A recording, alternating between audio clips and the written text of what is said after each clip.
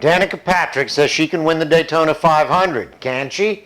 In the first Formula One test of the season, Kimi Raikkonen is fastest. Well, what does that mean? And this weekend, the NHRA season kicks off in Pomona, California.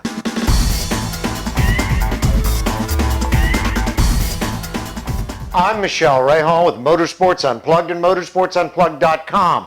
This midweek race report is brought to you by White Cloud Electronic Cigarettes. No ash, no smell, no mess, and most importantly, no guilt. According to Joe Minzer of NASCAR.com, Danica Patrick says she can win the Daytona 500.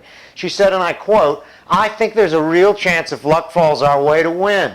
I think that's a real chance. A guy like Trevor Bayne showed that last year. So those are the expectations for the first race. But beyond that, I don't know. The top 20 maybe," unquote. Her car owner, Tony Stewart, was a bit more reserved, hoping she can just learn from the 10 Cup races in which she's entered. He said, quote, "There's a lot more to getting ready to be a full-time Cup driver than where she finishes in these 10 races.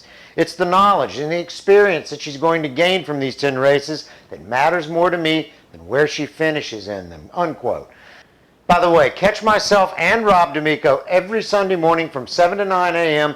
on Race Day on Fox Sports Radio, heard on over 250 affiliates in North America.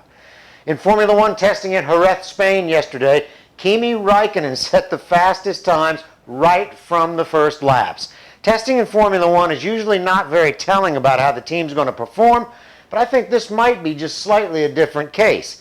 I think that what it may tell us is that Lotus has a car capable of contending. You've got a driver who hasn't driven Formula One in 2 years, dominating testing on day one, and in a car that last year was mid-pack. And that was the 2011 car, and this is the 2012.